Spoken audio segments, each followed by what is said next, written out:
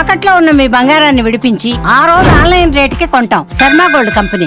అంతర్జాతీయంగా ఇప్పుడు ఒకే ఒక ద్వీపం పేరు మార్మోగిపోతోంది. అది మరేదో కాదు, మంచు దుప్పటిని కప్పుకున్న అందమైన గ్రీన్లాండ్. అయితే అక్కడ ఇప్పుడు ప్రకృతి సౌందర్యం కంటే రాజకీయ సెగలే ఎక్కువగా కనిపిస్తున్నాయి.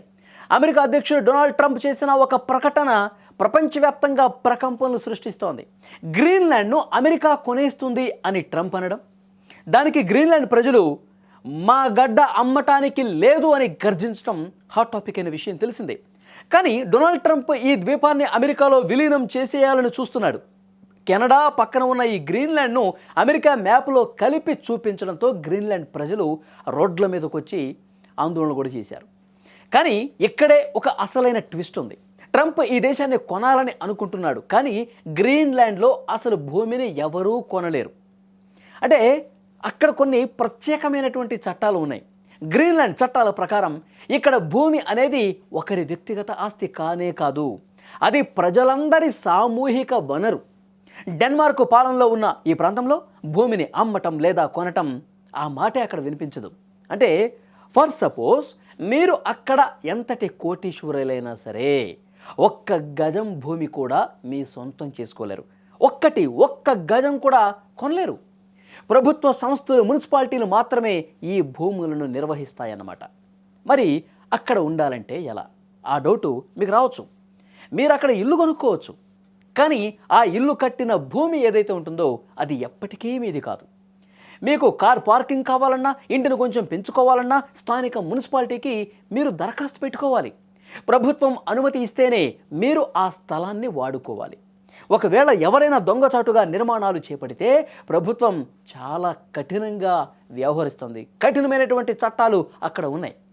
గ్రీన్లాండ్ రాజధాని నూక్ వంటి పట్టణంలో ఇళ్లకు విపరీతమైన డిమాండ్ ఉంది.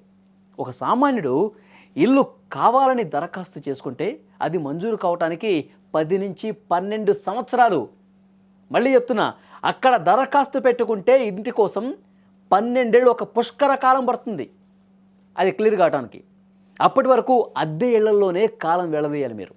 ప్రభుత్వ ఉద్యోగులకు మాత్రం క్వార్టర్ సౌకర్యం ఉంటుంది. విదేశీయులు అక్కడ ఇల్లు కొనాలంటే కనీసం 2 ఏళ్ళు అక్కడ నివసించి పన్నులు కట్టి ఉండాలి. మరి ట్రంప్ ప్లాన్ ఏంటి? అక్కడ చట్టాలు చాలా స్పష్టంగా ఉన్నాయి, కఠినంగా ఉన్నాయి.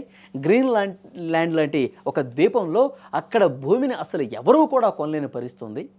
ఇల్లు కొనడానికే ఇన్ని సంవత్సరాలు పట్టే పరిస్థితుంది. అక్కడ అంత కఠినమైనటువంటి ప్రత్యేకమైన చట్టాలు ఉన్న నేపథ్యంలో మరి ట్రంప్ ఆ ద్వీపం మొత్తాన్ని నేను స్వాధీనం చేసుకుంటా, ఆ ద్వీపం మొత్తాన్ని నేను లాగేసుకుంటా, అమెరికాలో కలిపేసుకుంటా అంటే, ఇక్కడ చూడండి, అక్కడ డెన్మార్క్ పాలనలో ఉన్నటువంటి గ్రీన్లాండ్ ఎట్టి పరిస్థితుల్లో అమెరికాకి పోదు, అమెరికాకి పోనివ్వమని అక్కడ పాలకులు చెప్పడం కాదు, అక్కడ నివసిస్తున్న వాళ్ళు, ఆ గ్రీన్లాండ్లో ఉన్నటువంటి 56,000 మంది రోడ్ల మీదకి వచ్చి ఆందోళన చేస్తున్నారు. ట్రంప్, ఇది నీ అయ్య జాగీరు కాదు, ఇక్కడ ఈ భూమి మా ప్రాంతం అమ్మకానికి సిద్ధంగా లేదు అని స్పెషల్గా వాళ్ళు ప్లకార్డులు చేత పట్టుకుని ఏ విధంగా ఆందోళనలు చేశారో కూడా గత కొన్ని రోజులుగా మనం చూసాం.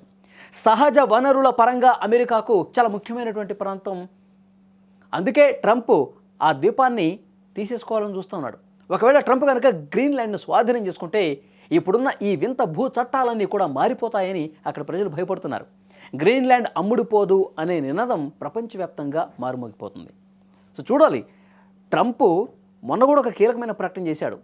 నేను బలప్రయోగం చేయను, నేను సైనిక చర్య చేయను, చర్చల ద్వారానే ఆ గ్రీన్లాండ్ని మేము తీసుకుంటాం అని చెప్పాడు. తీసుకోవడానికి మాత్రం ఇంకా ఆయన ఆలోచన చేస్తూనే ఉన్నాడు. కానీ అక్కడ ఉన్న చట్టాలు కావచ్చు, ముఖ్యంగా నాటోలో ఉన్నటువంటి కంట్రీస్ అన్నీ కూడా ట్రంప్ ప్రకటన మీద చాలా గరమవుతున్నాయి. ట్రంప్, నాటో కూటమి అంతా ఒక మంచి సహృద్భావ వాతావరణం ఉంటుంది వాళ్ళకి, మిత్ర దేశాలే. కానీ గ్రీన్లాండ్ విషయంలో మాత్రం ట్రంప్ని పూర్తిగా విభేదిస్తున్నారు. మన దావోస్ మీటింగ్లో కూడా European union countries, NATO countries చాలా స్పష్టంగా ఒక హెచ్చరిక కూడా పంపించాయి. సో చూద్దాం భవిష్యత్తులో ఎలాంటి పరిస్థితులు ఉంటాయో. ఒక సామాన్యుడు మాత్రం అక్కడ ఉండటానికి ఎలాంటి సిచ్యువేషన్ ఉందో మనం చూసాం. మరి అమెరికా అధ్యక్షుడు ఇంకా దాన్ని కైవసం చేసుకోవడానికి సీరియస్గా ప్రయత్నాలు చేస్తాడా? ఒకవేళ నిజంగా అట్లా చేస్తే సిచ్యువేషన్ ఎలా ఉంటుందన్నది కూడా సమీప భవిష్యత్తులోనే తెలుస్తుంది.